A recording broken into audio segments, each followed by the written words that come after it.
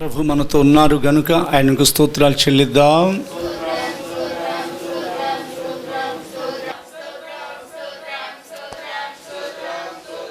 పరిశుద్ధాత్మ దేవుడే మాట్లాడేవారు గనుక స్తోత్రాలు చెల్లిద్దాం.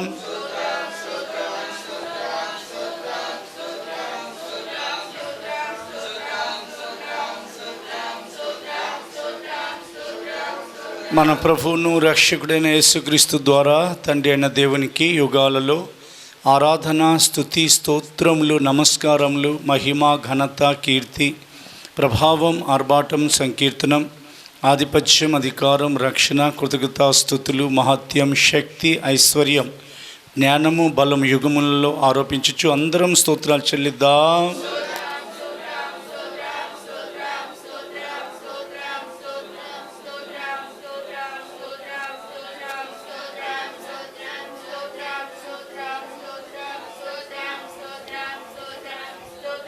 ఆమేన్. అందరం కూర్చుందాం. మీ పరిశుద్ధ గ్రంథాలు ఒడిలో పెట్టుకుందాం.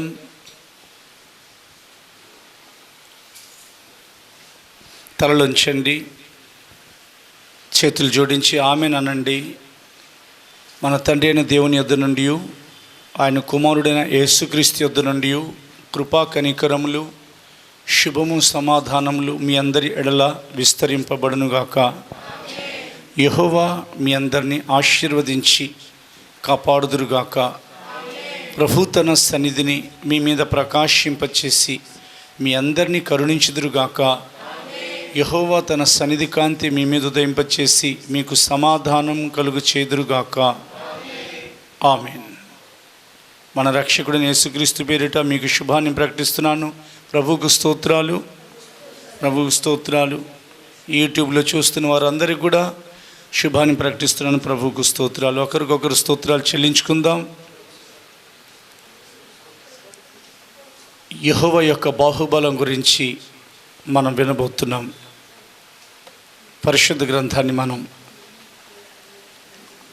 పోయిన పునరుత్థాన దిన ఆరాధనలో ఆయన బాహుబలం తక్కువ కాలేదని మనం నేర్చుకున్నాం.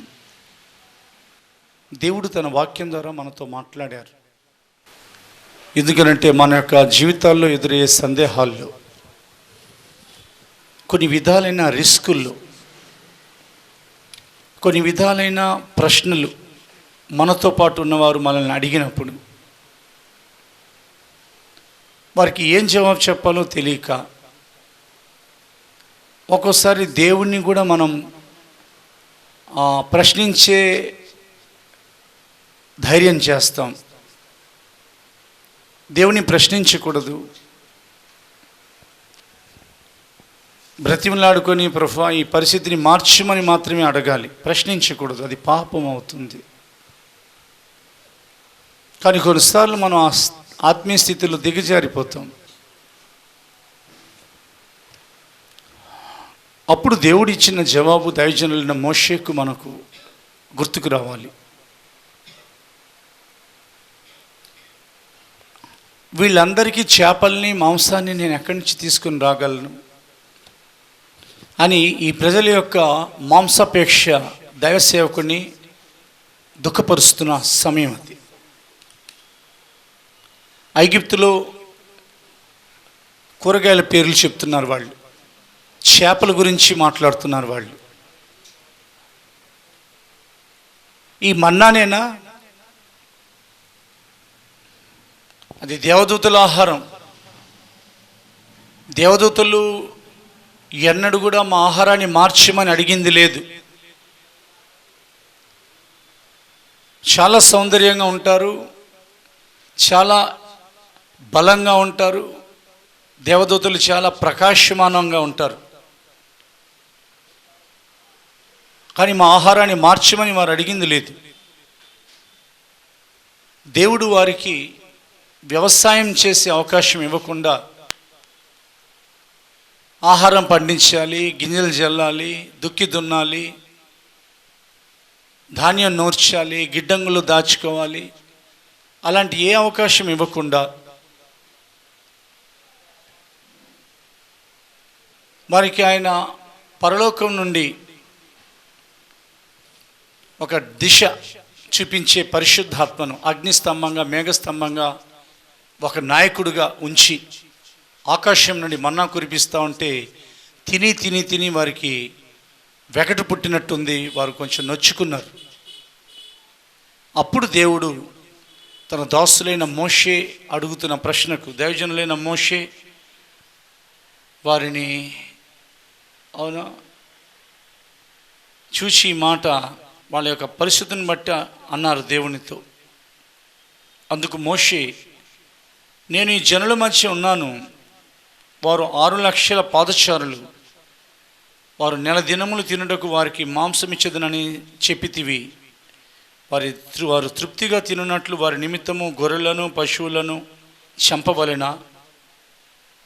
వారు తృప్తిగా తినున్నట్లు సముద్రపు చేపలని వారి నిమిత్తము కూర్చోవలెనా అని అడిగారు ఆయన. అంటే వారితో పాటు గొర్రెలు పశువులు ఉన్నాయి, మేకలు ఉన్నాయి, వాటిని చంపాలా లేదా సముద్రపు చేపల్ని సమకూర్చాలా అని ఆయన మనసులో కపటం లేని దైవజనుడు కాబట్టి దేవునితో ముఖాముఖిగా సహవాసం చేసే చనువు ఉంది. మనకైతే అది లేదు కదా, ఆ స్థాయి మీకైనా నాకైనా. కాబట్టి ఆయన అడిగేశారు ఆ మాట. మరి నాయకుడిగా భారం భరించాలి. బయట అందరూ నిలబడి ఆరాధన చేస్తున్నారా లేదా, కూర్చొని ఉన్నారా, చేతులు ఎత్తుతున్నారా, సగం చేతులు ఎత్తుతున్నారా, కళ్ళు మూసుకున్నారా, ఆరాధనలో సెల్ ఫోన్స్ ఆపారా లేదా, ఇవన్నీ చూసుకోవాల్సిన భారం నాయకులకు ఉంటుంది. ఎందుకనంటే 100కి సగం మంది యథార్థంగా ఉండరు దేవుని ఎదుట. నేను మీతో చెప్తున్నాను, ఈ యూట్యూబ్లో చూస్తున్నప్పుడైనా కానీ సైలెంట్లో పెట్టండి మీ సెల్ ఫోన్స్. ఎక్కడైనా దేవుణ్ణి ఆయాసపరిచావేమో, ఆయన బాహుబలాన్ని తక్కువగా అంచనా వేసావేమో. మాకు కూడా కొన్నిసార్లు మందిర స్థలం లేనప్పుడు ఒక రకమైన విసుగు కలిగి ప్రభువుని ఎక్కడైనా కానీ ఆయాసపరిచేటట్లు మాట్లాడేవేమో, ప్రశ్నించకపోయి ఉండొచ్చు, కానీ ఆయాసపరిచేటట్లు మాట్లాడి ఉండొచ్చేమో. సేవకునిగా నాకు నేను చెప్పుకుంటున్నాను, ఎందుకంటే ఇది భారభరితమైన సేవ. ఇది ఒక నివాసపురానికి ఇంకా వెళ్ళని పరిశుద్ధ స్థలం. కాబట్టి నా బాహుబలం యెహోవా బాహుబలం తక్కువైనదా అని దేవుడు అడిగారు. ఆ ఒక్క మాట చాలు. సేవకులమైన మాకు కొండంత ధైర్యం కాదు, సియోను కొండంత ధైర్యం వస్తుంది. హల్లెలూయా. మనుషులకు కలిగేది కొండంత ధైర్యం, సియోను నివాసులకు కలిగేది సియోను కొండంత ధైర్యం, ప్రోత్సాహం. తన్ను తాను ప్రోత్సాహపరుచుకున్నవాడు ఒక్కడును లేడు అని ప్రభు అడుగుతున్నారు. నన్ను ఆధారం చేసుకున్నటకై తన్ను తాను ప్రోత్సాహపరుచుకున్నవాడు ఒక్కడు కూడా లేడు. నరులను ఆధారం చేసుకుంటున్నారు, వారి నుండి జవాబులు రాట్లా. రాజులను ఆధారం చేసుకుంటున్నారు, వారు అవసరానికి వాడి వదిలేస్తున్నారు, వారి నుండి కూడా జవాబులు రాట్లా. అధికారులను ఆధారం చేసుకుంటున్నారు, కుయుక్తి కలిగిన మనుషులను ఆధారం చేసుకుంటున్నారు. అవునా, పరమ డాక్టర్ని ఆశ్రయించక డాక్టర్ యొక్క ఆ ప్రిస్క్రిప్షన్స్ మీదే ఆధారం చేసుకుని ఉన్నారు. పరమ డాక్టర్ తర్వాతే డాక్టర్ని తీసివేయమని నేను చెప్పట్లేదు, కానీ పరమ డాక్టర్ని ఆధారం చేసుకొనక శ్రీమంతుడిని ఆధారం చేసుకొనక ఐశ్వర్యాన్ని గురించి ఆలోచిస్తున్నారు. నీ భుజబలం ఎవరు? ఆయన బాహుబలమే నీ భుజబలం. ఆయన బాహు ఎవరు? బైబిల్ సెలవిస్తుంది.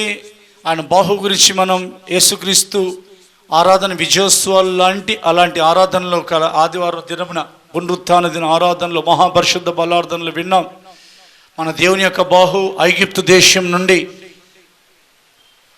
ఆయన ఏర్పరచుకొనిన తన జనులను దాసత్వం నుండి, విగ్రహారాధన నుండి, బంగారం నుండి, కఠినమైన సేవ చేయించుకుంటున్న ఫరో నుండి, జిగటమంటి చేతుల పనుల నుండి బయటికి రప్పించిన బలమైన బాహు. ఆయన బాహు చాపి ఉండకపోతే వారు బయటకు వచ్చి ఉండేవారు కాదు. యేసయ్య శిలువ మీద చేతులు చాపి ఉండకపోతే మార్చి ఏప్రిల్ క్యాలెండర్లో అదే వ్రాయబడింది. వెనకాల తండ్రి అయిన దేవుని, చాలామందికి అర్థం కాదు అది, అందుకని అలా ప్రింట్ చేయబడింది. అది వెనకాల తండ్రి అయిన దేవుని యొక్క 2 బాహువులు, ఆయన పక్కనే ఆయన ముందే యేసుక్రీస్తు యొక్క 2 బాహువులు శిలువ మీద వేలాడుతున్నారు. మూడవదిగా పాపి అయిన మనుషుని యొక్క 2 చేతులు. యేసు ప్రభుల వారు శిలువ మీద చేతులు చాచి ఉండకపోతే, అవునా, మరణం కొరకు మనం చేతులు చేస్తుండే వాళ్ళం. తెలుసా ఎప్పుడు మరణం వచ్చిద్దా అని? తెలుసా మీకు ఆ విషయం? విడుదల కొరకైనా చేతులు చాచి ఉండేవాళ్ళం. విడుదల వచ్చింది కాబట్టి ఆ చేతులు ఎత్తలేకపోతున్నాం పైకి, అందుకనే ప్రారంభంలో గద్దించింది. నిన్ను విడిపించడానికి ఆయన 2 చేతులు చాపారు. ఇశ్రాయేల్ ప్రజలను బయటికి తీసుకుని వచ్చిన తర్వాత ఆయన తన చేతిని చాపారు సముద్రం వైపు. మోషే చేయి చాపబడింది, కానీ మోషే చేతితో పాటు సముద్రం వైపు దేవుని యొక్క చేయి చాపబడింది. సేవకులు మీ కొరకు ప్రార్థన చేసే సమయంలో నిమిషాలు చేతులేసి ప్రార్థన చేయాల్సిన అవసరం లేదు. చేతులు దేవుని ఆజ్ఞ ప్రకారంగా విశ్వాసుల చేతులు తలల మీద, లేదా చిన్న సేవకుల చేతుల మీద అయినా తల మీద అయినా కానీ చేతులు ఉంచినప్పుడు ప్రభు యొక్క చేతులు సేవకుల చేతుల మీదే ఉంటాయి. హల్లెలూయా. ఆయన చేతుల్ని చూచి ఎర్ర సముద్రం పాయలైపోయింది. సేవకులు ప్రార్థన చేసేటప్పుడు ప్రభు యొక్క చేతులు దైవ సేవకులకు చేతులకు తోడుగా ఉంటాయి. కాబట్టి మీ జీవితాల్లో ఉన్న ఎర్ర సముద్రాలు పాయలైపోతూ వచ్చాయి, ఇంకా పాయలైపోతాయి, అవి ఉండవు. ఎందుకంటే అది యెహోవా బాహు. హల్లెలూయా. ఇంకా పరిశుద్ధ గ్రంథం సెలవిస్తుంది, దేవుని యొక్క బాహువు జయం కలుగు చేసింది. అపజయం రాకూడదు. లోకం ముందు మనం ఓడిపోకూడదు, సాతాను ముందు ఓడిపోకూడదు, అలాగే శరీరం ముందు ఓడిపోకూడదు. మన ఉద్యోగాలలో, మా పరిచర్యల్లో, మీ వ్యాపారాల్లో, మా సేవ అవున సరిహద్దుల్లో, కుటుంబాలలో, బిడ్డల చదువుల్లో మనం ఓడిపోకుండా ఉండాలని ఆయన దక్షిణ హస్తం అంట, ఆయన బాహు అంట మనకు జయం కలుగు చేసింది. యెహోవా బాహుబలం తక్కువైనదా? లేదు. ఏ బాహు అంటే ఆయన పరాక్రమం కలిగిన బాహు. ఆ పరాక్రమం చూచి సాతాను వెనక్కి వెళ్ళిపోతాడు, శత్రువు ఆగిపోతాడు, యుద్ధం చేయడానికి అంచనాలు వేసుకుంటాడు. ప్రియ దేవుని బిడ్డ, యుద్ధం చేసేది మనం కాదు. దేవుని యొక్క వాక్యం సెలవిస్తుంది, యుద్ధ వీరుడైన యెహోవా, యుద్ధశాలి అయిన యెహోవా అవునా పరాక్రమం కలిగిన బాహువుతో నీ కొరకు యుద్ధ భూమిలో నీకు యుద్ధం ఎదురయ్యే ముందే వచ్చి నిలబడతారు. అగ్నిగుండంలో వాడు పడుద్రోయబడక ముందే, అగ్నిగుండంలో షద్రక్ మేషక్ అబేద్నెగోలు పడుద్రోయబడక ముందే ప్రభు అయిన దేవుడు వచ్చి అగ్ని జ్వాలల మధ్య నడుస్తున్నారు. హల్లెలూయా. ఆయనను చూసి జ్వాలలు ఆరిపోయాయి. ఆయనను చూచి జ్వాలలు ఏ హాని చేయలేకపోయాయి. ఈ జ్వాలలు మన జీవితాల్లో ఎదురయ్యే శ్రమలకు సూచనగా ఉన్నాయి. ఆయన మన మధ్య శ్రమలో నేను నీకు తోడై ఉండేదన్న వాగ్దానం చేసినారు కనుక ఆయనను చూచి ఈ శ్రమలు ఆగిపోతున్నాయి. దేవునికి మహిమ కలుగునుగాక. ఆయన బాహు మధ్యవర్తిగా నిలబడిన బాహు. సంరక్షకుడు లేకపోవట చూచి అవునా మధ్యవర్తి నాకు సహాయం చేశారంట. ఆయన వచ్చి విజ్ఞాపనకర్తగా మారారు.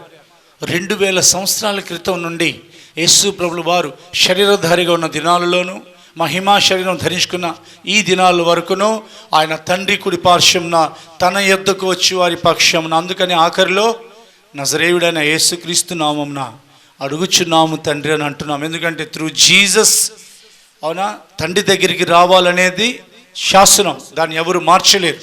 ప్రపంచంలో ఎవరైనా కానీ ఇది యేసుక్రీస్తు యొక్క కాలం. దేవునికి మహిమ కలుగును గాక.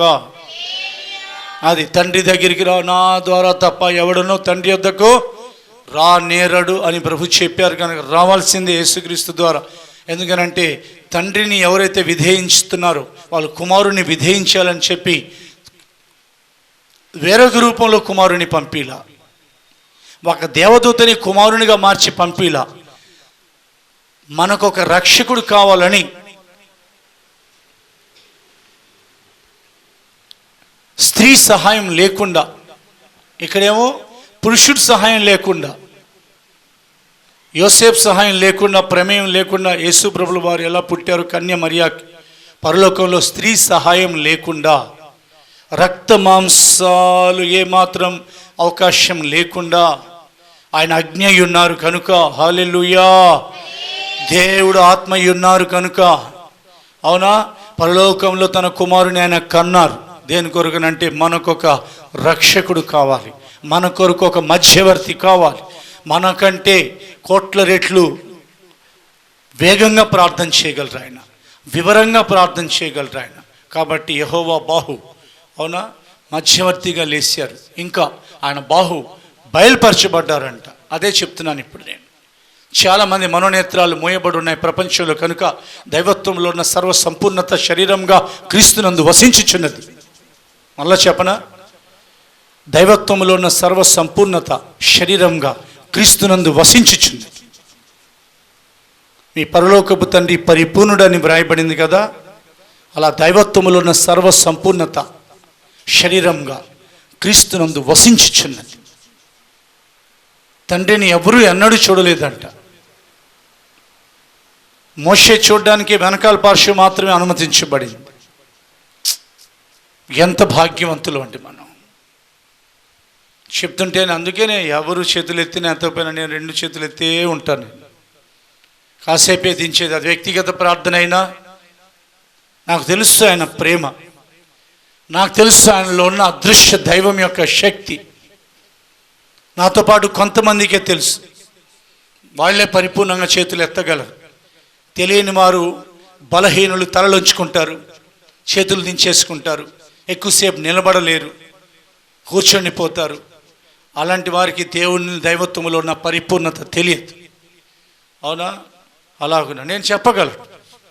నా ప్రభు యొక్క పునరుత్థానమును, ఆయన బలమును పౌలు గారు ఎలా ఎరిగి ఉన్నారో నాకు తెలుసు. ఆయన యొక్క, అవునా, ఆ మహత్యం ఏంటో బైబిల్లో ఉన్నదే చెప్తున్నాను. అదృశ్య దేవుని ఆయన స్వరూపి అని రాయబడింది. కాబట్టి ఆయన బయలుపరచబడిన బాహు తక్కువ కాలేదండి. యెహోవా బాహుబలం తక్కువ కాలేదు. యేసు ప్రభు యొక్క మహత్కార్యాలు తక్కువ కాలేవు. 3.5 సంవత్సరాల్లోనే భూలోకం పట్టజాలని అద్భుతాలు చేసిన మహనీయుడు మనం ఇప్పటి వరకు ఆరాధించిన నజరేయుడైన యేసుక్రీస్తు 3.5 సంవత్సరాల్లోనే భూలోకం కూడా పట్టజాలని మహత్కార్యాలు చేశారంట. మరి 2000 సంవత్సరాల నుండి నేను నా భాషలో చెప్తున్నాను, పరలోకం కూడా పట్టజాలదేమో. అన్ని మహత్కార్యాల్లో తండ్రి అయిన దేవుడు యేసుక్రీస్తును తన కుమారుని పేరిట పరిశుద్ధాత్మ మూలంగా జరిగిస్తానే ఉన్నారు. హల్లెలూయా. ఆశ్చర్యం జరిగిందా ప్రకృతిలో? అది యేసు నామంలోనే జరగాలి, అంతే, తిరుగులేదు. మార్పులు జరిగాయా ప్రభుత్వాల్లో? అది యేసుక్రీస్తు పేరిట మాత్రమే జరగాలి, తిరుగులేదు. హల్లెలూయా. స్వస్థతలు వచ్చాయా హాస్పిటల్స్లో, ఇళ్లల్లో, రోడ్ల మీద, సభలలో, సంఘ ఆరాధనలో? అది యేసుక్రీస్తు ద్వారా మాత్రమే జరగాలి. హల్లెలూయా. ప్రపంచంలో ఎక్కడ సమాధానమైన కలగాల? యేసుక్రీస్తు నామంలోనే. దయ్యాలు, చేతబడులు, క్షుద్ర శక్తులు, మంత్ర ప్రయోగాలు పారిపోవాలా? బయలుపరచబడిన యెహోవా బాహు. ఏంటంట? యేసయ్య బయలుపరచబడిన యెహోవా బాహు. పోయిన వారం రాసుకున్నారు కదా, ఈ వారం చదవబోతున్నాం. అది బయలుపరచబడిందంట బాహు. బయలుపరచబడిందంట బాహు. తండ్రి కుమారుని బయలుపరిచారంట, కుమారుడు తండ్రిని బయలుపరిచారంట, ఇద్దరు కలిసి పరిశుద్ధాత్మను బయలుపరిచారంట, పరిశుద్ధాత్మ ఇద్దరిని బయలుపరిచారంట. 3 బయలుపరచబడ్డారు. హల్లెలూయా. బయలుపరచబడ్డారంటే ప్రకటింపబడ్డారు, తెలియపరచబడ్డారు. అది ఆ గ్రహింపు లేకపోతే ఎందుకు నీ క్రైస్తవ జీవితం? తండ్రి ఎవరో కుమారుడు ఎవరో ఎరిగి ఉన్నావా?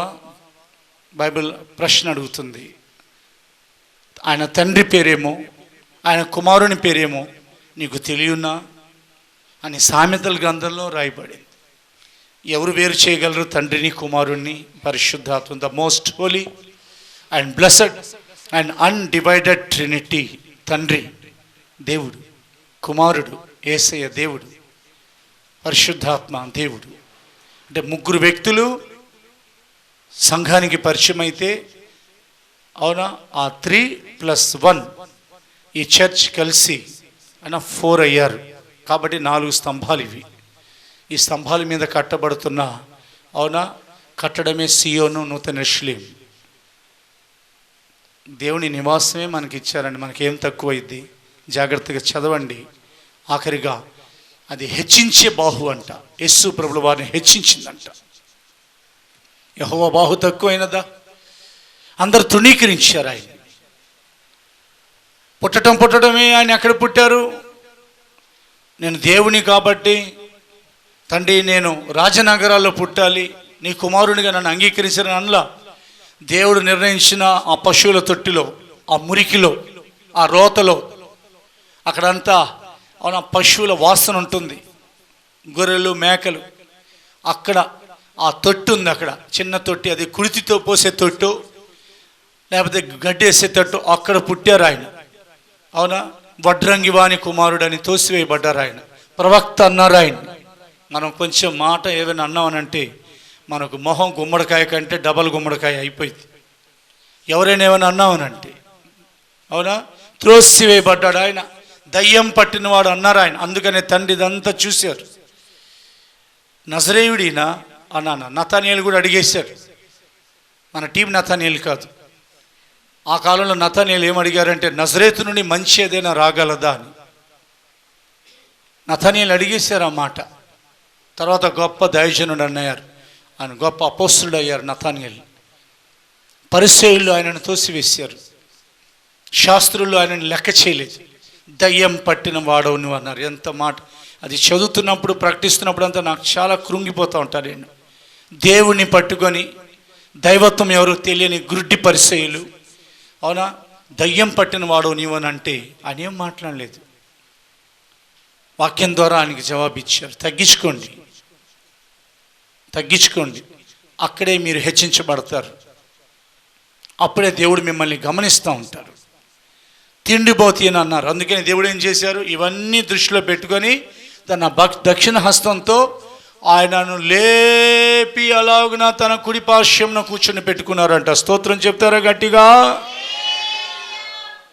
అది ప్రపంచానికి ప్రకటింపబడింది. యేసు ప్రభుల వారు తండ్రితో పాటు, అవునా, కుమారునిగా కూర్చొని ఉన్నారని. అందుకని యెహోవా బాహుబలం తక్కువ కాలేదు. యేసుక్రీస్తు రక్తంలో కడగబడిన వారిని కూడా చూశారా?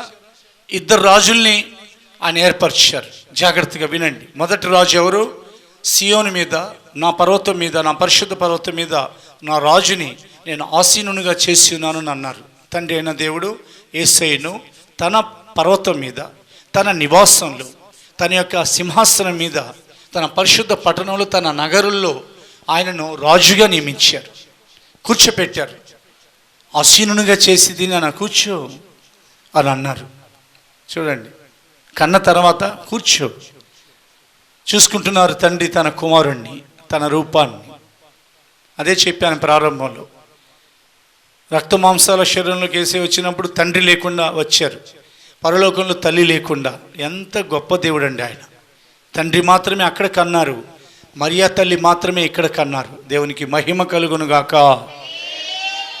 దేవునికి అలా ఉండాలి. దైవత్వం యొక్క విశిష్టమైన లక్షణాలు, ఆ క్వాలిటీస్ ఉండాలి దేవునిలో. అదే నిజమైన దైవత్వం యొక్క లక్షణాలు. దేవునికి స్తోత్రం కలుగునుగాక. అలాగున తండ్రి కుమారుని, కుమారుని తండ్రిని చూసుకుంటున్నారు. మొదటి రాజు. ఇప్పుడు ఇంకొక రాజు కావాలి. ఎవరు వాళ్ళు? వాళ్ళందరూ కలిసి రాజుల సమూహం. అందుకనే తన కుమారుని శరీరానికి మార్చి ఈ లోకానికి పంపించి ఆయన రక్తం వలన రాజులుగానో యాజకులుగాను చేశారు. మొదటి రాజు ఆయన సియోనులో తండ్రి కూర్చోపెట్టిన రాజు. తండ్రి రాజాది రాజే.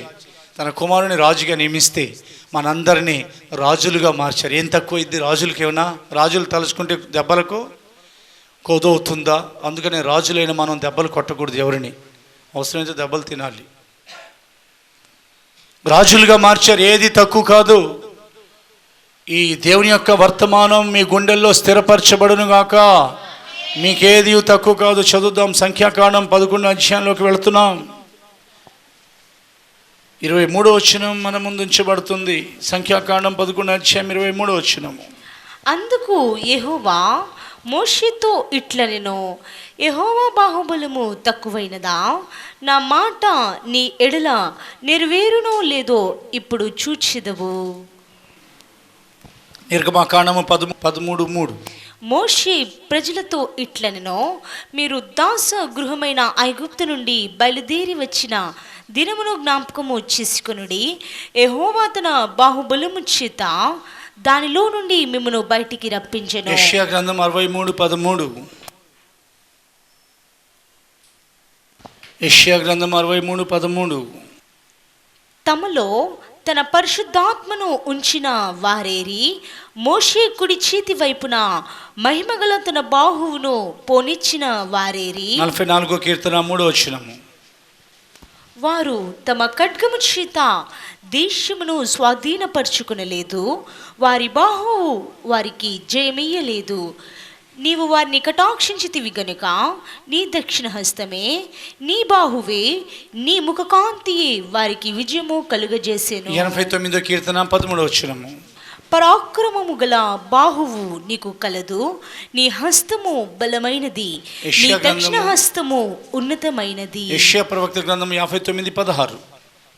సంరక్షకుడు లేకపోవుట ఆయన చూచెను, మధ్యవర్తి లేకుండుట చూచి ఆశ్చర్యపడెను.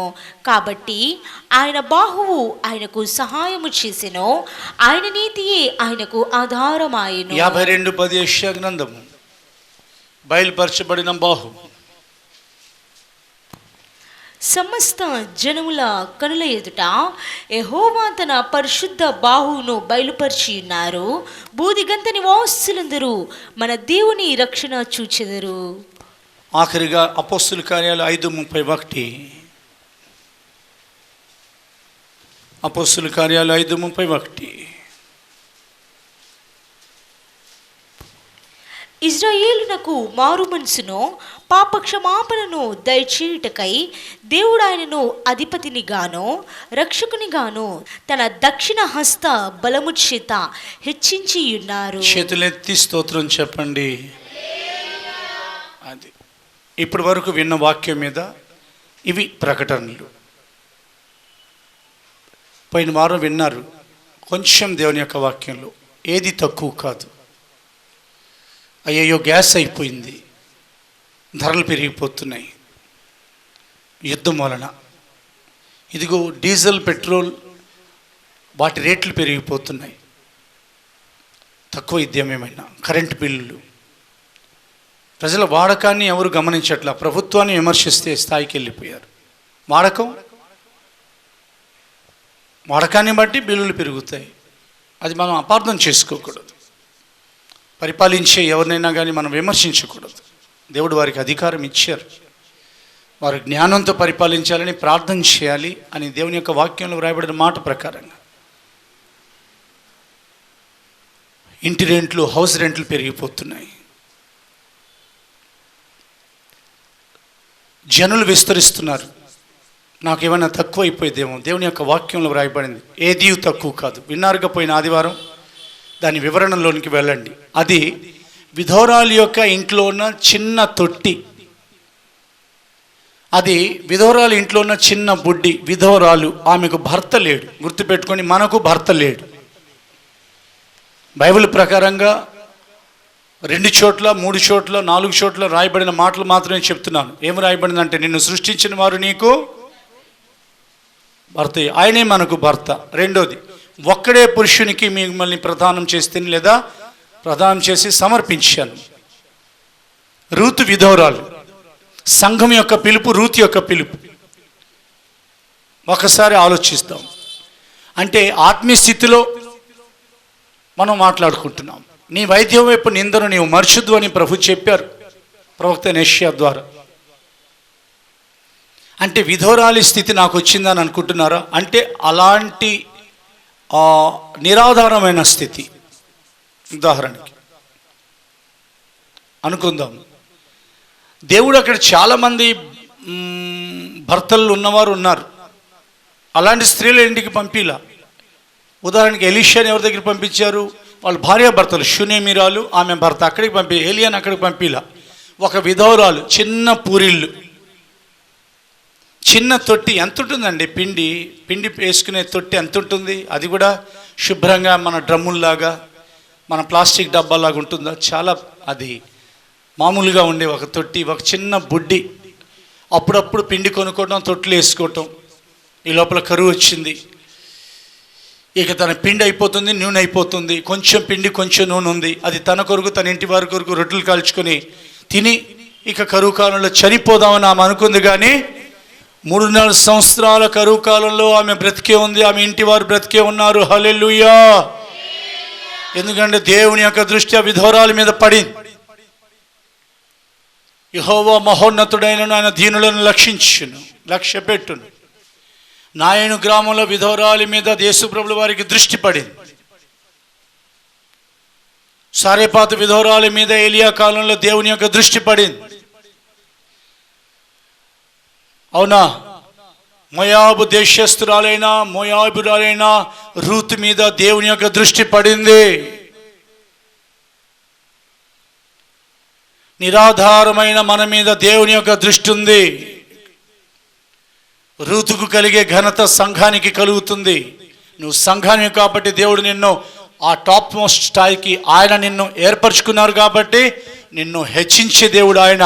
ఆయన బాహుబలాన్ని తక్కువ అంచనా వేస్తున్నావేమో. యెహోవా బాహుబలం తక్కువైనదా? రూతు అనుకోలే జీవితకాలం అంతా మోయాబులో ఉందాం, ఈ అబ్బాయి ఇజ్రాయేల్ అబ్బాయిని చేసుకున్నాను హ్యాపీగా. ఈ లోపల వాడు చచ్చిపోయాడు. తన తోడికోడు లేక భర్త చచ్చిపోయాడు, తన మామగారు చనిపోయాడు. 3 పురుషుల మరణం అక్కడ జరిగింది. మోయాబు అంత ప్రమాదకరమైన స్థలం. అందుకని మోయాబు మీద నా చెప్పు విసిరివేయుదును అని అన్నారు దావీదు. అక్కడ నష్టం జరిగింది. నయోమికి అది గ్రహింపు వచ్చింది. ఎక్కడ నష్టం ఉంటుందో ఆ గ్రహింపు లేకపోతే నయోమి ఎలా అవుతుంది? నయోమిని చిగురింపు చేయాలని దేవుడు అనుకున్నారు. నయోమి పర్వాలేదులే, ఇంకా కొంతకాలం నేను ఉంటానమ్మా, ఇక్కడే ఉండిపోదాం అనుకోలా. తనకు జరిగిన నష్టాన్ని నయోమి బేరీ చేసుకుంటుంది. ఆత్మీయ స్థితిలో నష్టపోయావా? నీ బలిపీఠం పడిపోయిందా? బెత్లెహేము వదిలిపెట్టావేమో, సహవాసానికి దూరం అవుతున్నావేమో, దేవుని యొక్క సన్నిధి నుండి యోనా వలె వెళ్ళిపోవాలని ఆలోచిస్తున్నావేమో, అది వెళ్ళిపోయేటట్లు ఆలోచనలు చెప్తున్నావేమో. దిశ మార్చాల్సింది మనుషులు కాదు, దేవుడే. దర్శనాల ద్వారా, ప్రవచనాల ద్వారా, ప్రత్యక్షతల ద్వారా, స్వప్నం ద్వారా మాట్లాడేది దేవుడే. నీ దిశ నీ దశ మార్చేవారు దేవుడు మాత్రమే. గ్రహింపచ్చి తిరిగి మోయాబు దేశం నుండి అవునా బెత్లెహేముకి వచ్చింది. దేవుని యొక్క దృష్టి నయోమి మీద ఉంది. గ్రహింపు కలిగి విధవరాలు ఏలియాకు రొట్టె తిరిగి అవునా ముందు నీవు నీ సేవకునికి దైవజనుని ఆకలి తీర్చమన్నారు. తీరుస్తున్నారా దేవుని సేవకుల ఆకలి? ఇంకోసారి చెప్పమంటారా వాక్యంలో? తినేది సన్న బియ్యం అయితే ఏ బియ్యం తీసుకొస్తున్నారు దేవుని సన్నిధానానికి? బలిపీఠానికి తాకేది ఏ బియ్యం? నువ్వు తినే బియ్యమేనా? ప్రశ్న అడుగుతున్నాను. లేదా స్టోర్ బియ్యమా? మోసం చేయమాక. ఇక్కడ ఒకవేళ ఆయన కనికరాన్ని బట్టి నీ కడుపు నింపుతాడేమో, కానీ తర్వాత కరువు కాలంలో అల్లాడిపోతావు. నువ్వు దేవునికి ఏ ఆహారం ఇంట్లో తింటున్నావో 10వ భాగం దేవుని సొమ్ము రావాల్సిందే. అది మధ్యలో హెచ్చరికలు ఉండాలి. విధవరాలికి అవునా కటాక్షం కలిగింది. దేవుని యొక్క కటాక్షం ఆమె మీద ఉంది. ఆమె పిండి 3-4 సంవత్సరాలు తక్కువ కాకూడదని ఏలియాతో దేవుడు చెప్పారు. విధవరాలతో చెప్పలా. ఆమె బుడ్డి చిన్నది, కానీ ఆ బుడ్డిలో 3-4 సంవత్సరాలు నూనె ఉబుకుతూ ఉండాలి. నీ బుడ్డి చిన్నదే, నీ ఆదాయం చిన్నది, నీ పిండి చిన్నదే, లేదా నీ యొక్క తక్కువే, కొంచెమే. నీ యొక్క పిండి పిసికే డబ్బా కొంచెమే, నీ ఆదాయం నీ ఇంట్లో పరిస్థితులు కొంచెమే, నీ కిచెన్ చిన్నదే. కానీ నిన్ను ఆశీర్వదించడానికి ఎత్తిన దేవుని యొక్క చేతులు చిన్నవి కావు, అవి మహోన్నతుని యొక్క చేతులు. కాబట్టి నీకేది తక్కువ కాదు. హల్లెలూయా. మాట వినింది, విధేయించింది. సేవకునికి వెళ్ళి రొట్టె కాల్చింది, తీసుకొచ్చి సేవకునికి ఇచ్చేసింది. ఇంకా పిండి లేదు అక్కడ, నూనె అయిపోయింది. వెళ్ళి చూడమ్మా పిండి నూనె, మీరు వెళ్ళి రొట్టెలు కాల్చుకొని తినండి అని సేవకులు చెప్పుంటారు. ఏలియా ప్రవక్త వెళ్ళి చూస్తే తొట్టిలో కొంచెమే పిండి, కొంచెమే నూనె ఉండింది. చిన్న చిన్న రొట్టెలు ఇంట్లో వాళ్ళ కోసం అనుకుంటే తొట్టి నిండా పిండి వచ్చేసింది. చేతులు ఎత్తి స్తోత్రం చెప్పండి. బుడ్డె నిండా నూనె వచ్చేసింది. ఇంట్లో వాళ్ళందరికీ వండటం మొదలుపెట్టింది. మొదటి రోజు అయిపోయింది, రెండో రోజు ఆకలి. కరువు కాలం కొరకు నియమించబడిన వారికి ఆకలి మొదలైంది. విధవరాలికి ఆకలి తీరింది, విధవరాలి బిడ్డకు ఆకలి తీరింది, విధవరాలి ఇంటి వారికి ఆకలి తీరింది. రెండో రోజు అయిపోయింది, మూడో రోజు, ఒక వారం అయిపోయింది, రెండో నెల, సంవత్సరం అయిపోయింది. కొన్ని వందల వేల రొట్టెలు వండుతూ ఉన్నారు, పిండి తగ్గట్లేదు. కొన్ని వందల వేల రొట్టెల్లో నూనె పోస్తున్నారు, నూనె తగ్గట్లేదు. కారణం ఏమిటంటే ప్రవక్తని ఏలియాను పోషించాలని దేవుడు అనుకున్నారు. ఆయన శ్రమల కాలం వరకు ఉండాలని దేవుడు నిర్ణయించారు. హల్లెలూయా. సంఘం ఎత్తబడిన మీదట ఆయన ఎక్కడో విశ్వంలో ఇప్పుడు దాచిపెట్టబడ్డారు. కాబట్టి ఏలియా బ్రతికి ఉండాలి, అది దేవుని నిర్ణయం.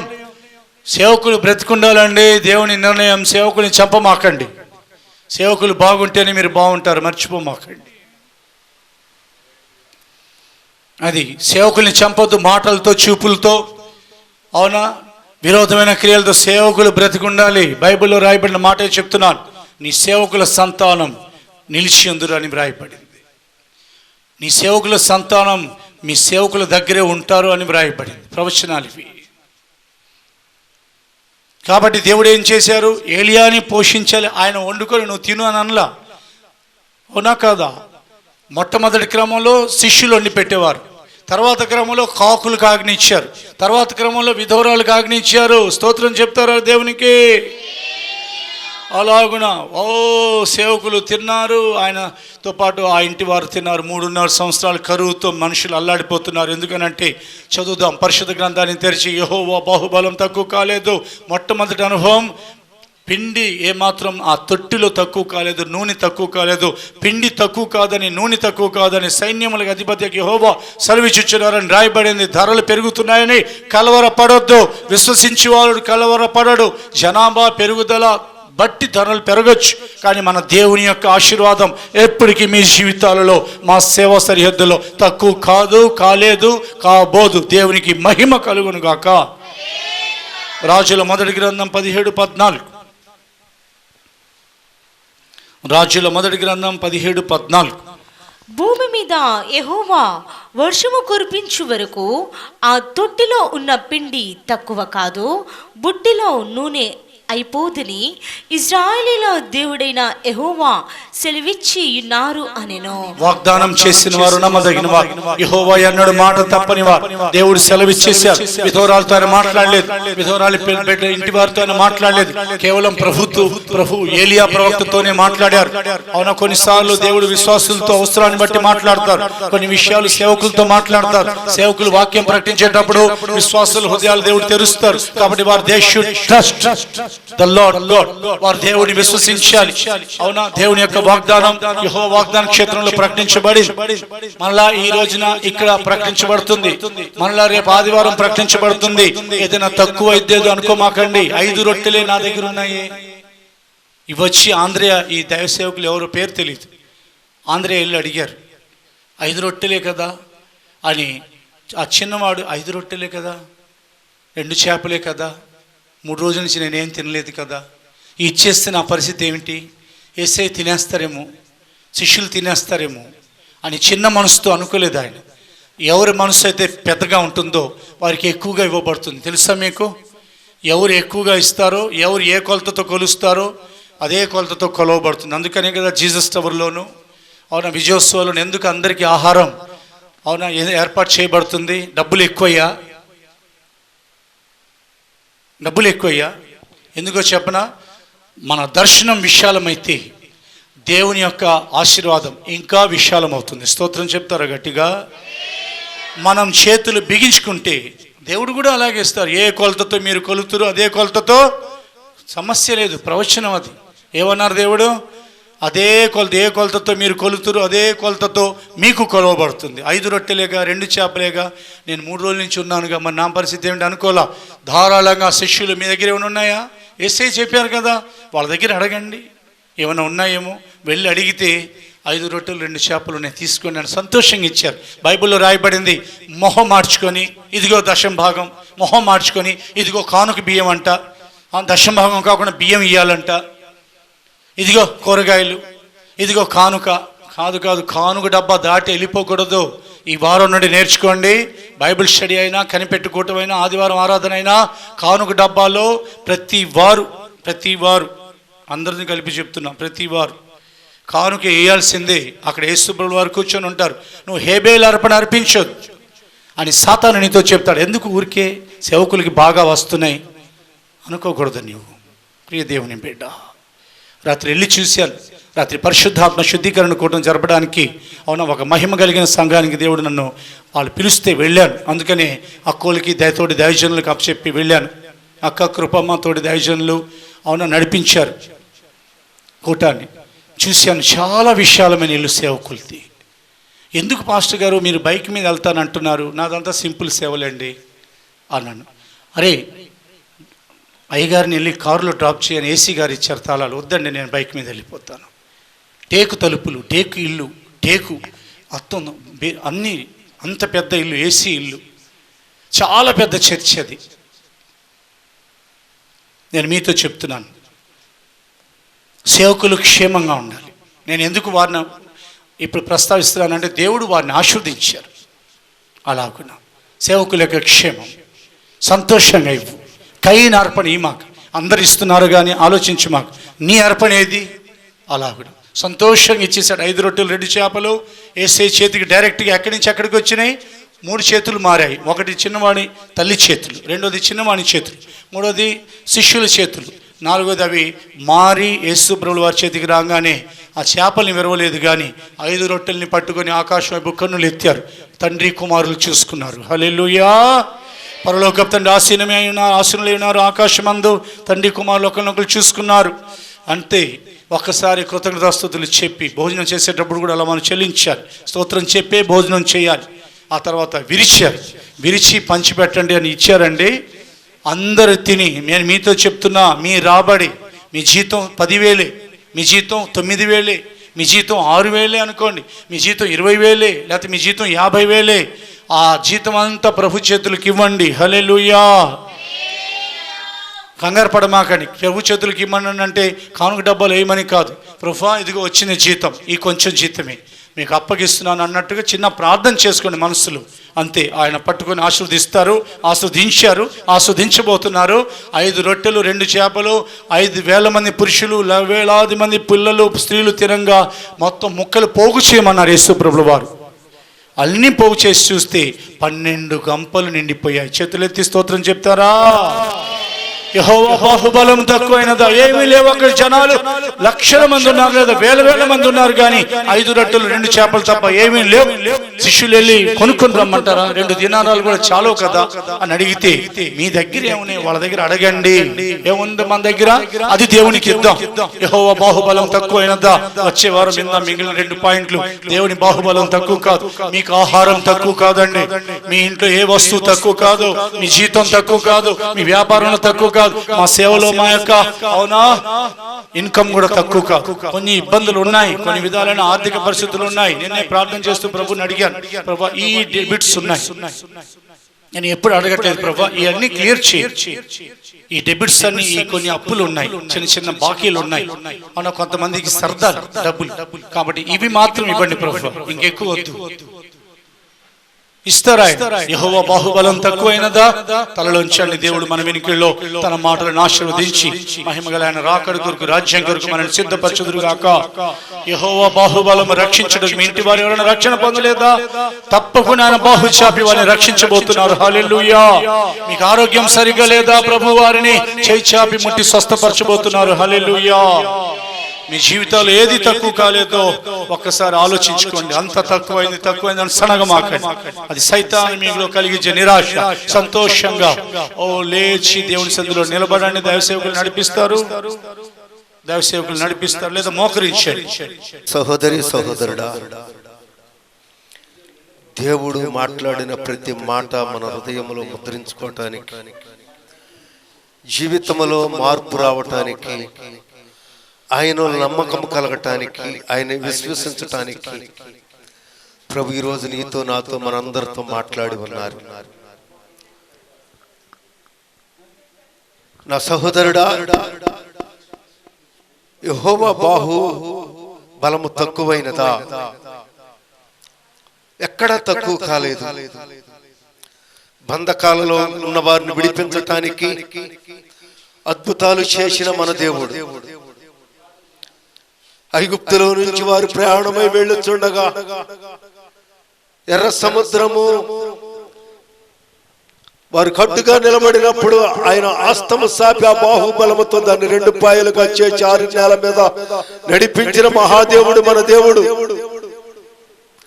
ఆయన హస్తమే నిన్ను రక్షించింది. ఆయన హస్తమే నువ్వు బంధకాలలో ఉన్నప్పుడు నిన్ను విడిపించింది. ఆయన హస్తమే నిన్ను మహిమేశ్వర్యములోకి నడిపించింది. నా సహోదరి సహోదరుడా, ఈ రోజున దేవుడు మనతో మాట్లాడిన ప్రతి మాట, నువ్వు బలహీనురాలుగా ఉన్నావా? ఆయన బాహుబలము నిన్ను విడిపిస్తుంది. ఆయనే మధ్యవర్తి అయి వచ్చారు. ఆ బాహుబలమే మధ్యవర్తి వచ్చి తండ్రి కార్యములు జరిపించి ఆయన నీ కోసం చేతులు సాపి ఆ గాయాలలో నుంచి కారిన రక్తం చేత నీకు విడుదల కలగజేసి నిన్ను బలవంతుడిగా బలవంతురాలుగా నిలబెట్టింది ఆ బాహువే. ఆ బాహువును మనం అశ్రద్ధ చేస్తున్నామా?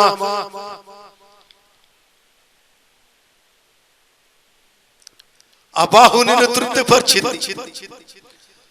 ఆ బాహు నిన్ను మరుగుపరుచుకుంది. ఆ బాహువే శిలువ సాటు నిన్ను మరుగుపరిచి నీకు విడుదల కలగజే జయమిచ్చి నిన్ను ఆయన ఎదుట నిలబెట్టుకున్నది ఆ బాహువే. ఆహారం లేనప్పుడు ఆహారం సిద్ధపరిచింది ఆ బాహు. వారు అడుగుతున్నారు, ఐగుప్తులో వారి కూరగాయల గురించి వారు మాట్లాడుతున్నారు, ఐగుప్తులో ఉన్న చేపల గురించి వారు మాట్లాడుతున్నారు, ఐగుప్తులో ఉన్న మాంసాహారం గురించి వారు మాట్లాడుతున్నారు.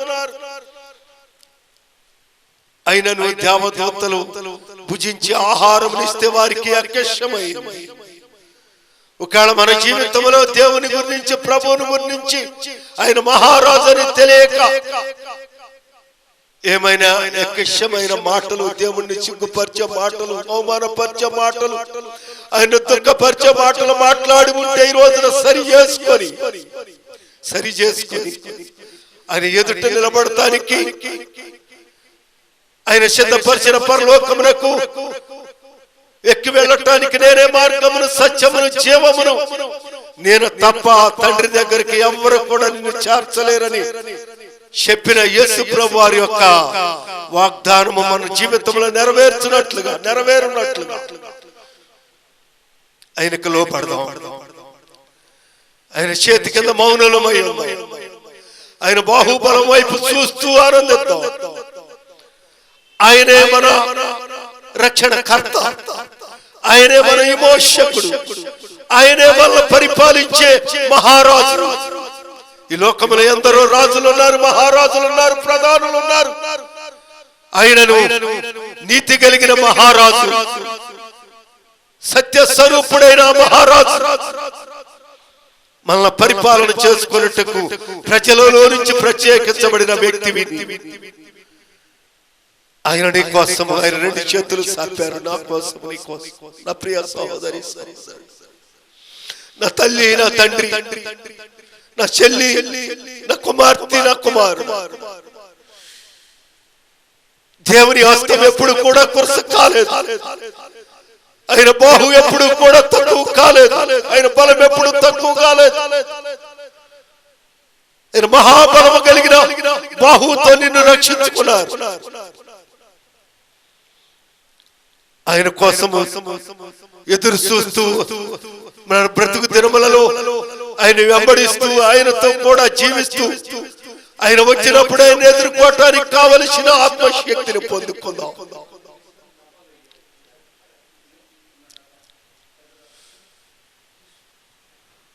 మనకొక రక్షకుడు కావాలని,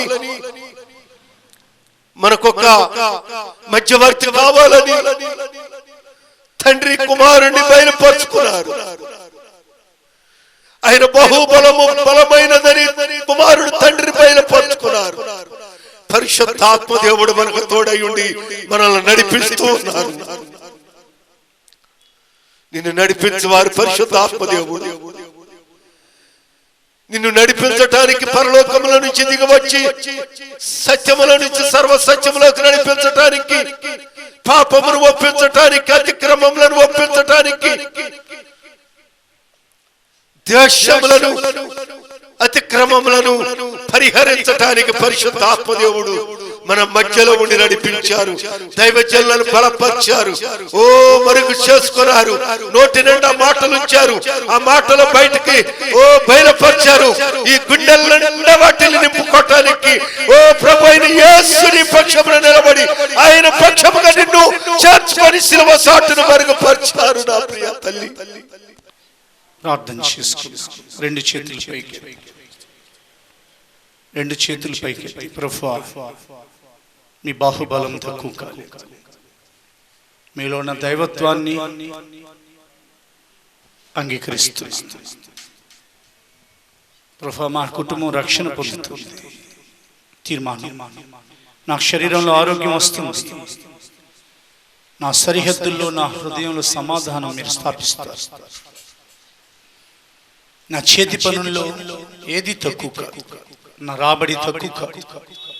నా జీవితంలో ఏది తక్కువ కాదు తండ్రి. మోయాబు నుండి నయోమి రూతు తిరిగినట్లుగా సంఘం అనబడిన రొట్టెల ఇంటికి తిరిగి వస్తున్నాను. గ్రహిస్తున్నాను పరిస్థితులు బాగోలేవు. సంఘం అనే బెత్లెహేములో ఉన్న క్షేమం నేను గ్రహిస్తున్నాను. ఆ విధవరాలు ఏలియాకు ఎలాగునా రొట్టె చేసి పెట్టాలనుకున్నది గ్రహిస్తున్నాను. నా ఆహారంలో 10వ వంతు నీకు ఇస్తాను ప్రభువా.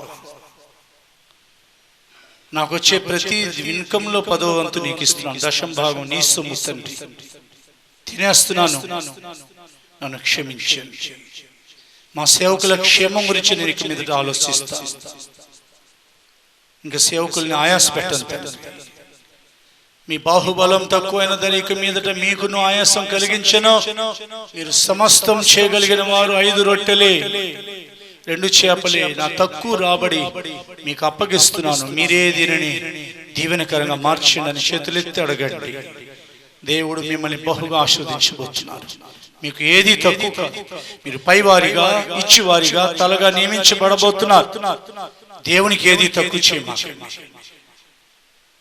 యేసే పేరిట తీర్మానం చేయుచున్నాం తండ్రి. ఆమేన్. మహోన్నతుడైన తండ్రి, పరిశుద్ధుడైన దేవా, విత్తబడిన వాక్యాన్ని బట్టి స్తోత్రాలు చెల్లిస్తున్నాం. నీ ప్రజల యొక్క జీవితం అది సారేపాతు గ్రామమైన తండ్రి, అది ఎర్ర సముద్రపు అనుభవాలైన, అది అరణ్య ప్రదేశమైన, ఏది తక్కువ కాలేదు. అది బాబులోనైనా, అది వాగ్దాన భూమి, ఏది తక్కువ కాలేదు. మాకేది తక్కువ కాదని ఒప్పుకుంటున్నాం తండ్రి.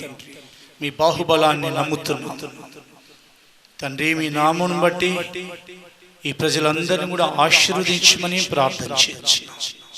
ఏప్రిల్ అంతా, మే అంతా, జూన్ అంతా ఎండలు తగ్గించండి.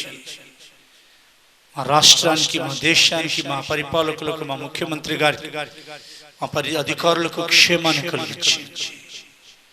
ఉక్రెయిన్ రష్యాల మధ్య యుద్ధం ఆపివే. యేసు ప్రభువా, నీ ఆశీర్వాదాన్ని అధికం చేయండి. మీ కృప చేతే ధరలు కూడా తగ్గుతాయని నమ్ముతున్నాం. ప్రపంచంలో సంఘం ఉంది, లోకంలో మేమున్నాం కాబట్టి మాతో మీరున్నారు. రాజాది రాజా, యువరాజులుగా మమ్మల్ని మార్చి రాజులైన యాజక సమూహంగా తీర్చిన దేవుడు. మాకేది తక్కువ, మీరు మాకు దొరికారు. ఏది తక్కువ కాదు తండ్రి. మీకు స్తోత్రాలు. కూడి వచ్చిన ప్రజల యొక్క ప్రతి అవసరం తీర్చండి, వారిని తృప్తిపరిచండి దేవుడు. వారిని ఆశీర్వదించిన తండ్రి, కడబూర మ్రోగనై ఉన్నది కనుక మీ ఎదుట మమ్మల్ని మీ సారూప్యంలోకి మలిచి నిలబెట్టుమని. పల్లారాధన పంపబడబోతుంది, పల్లారాధన జరగనై ఉన్నది కాబట్టి సరైన శుద్ధీకరణ వారికి ఇమ్మని నజరేయుడైన యేసుక్రీస్తు పేరిట అడుగుచున్నాం తండ్రి, ఆమేన్.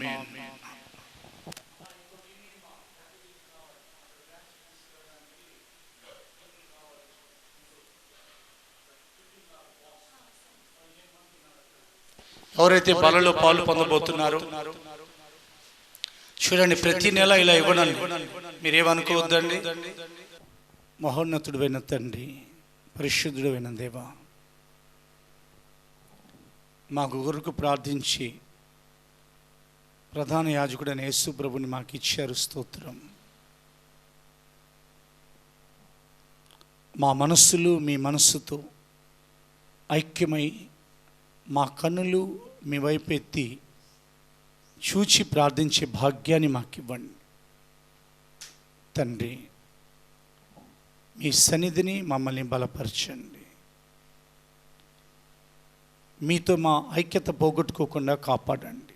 మీ సహవాసానికి దూరం కాకుండా కాపాడండి.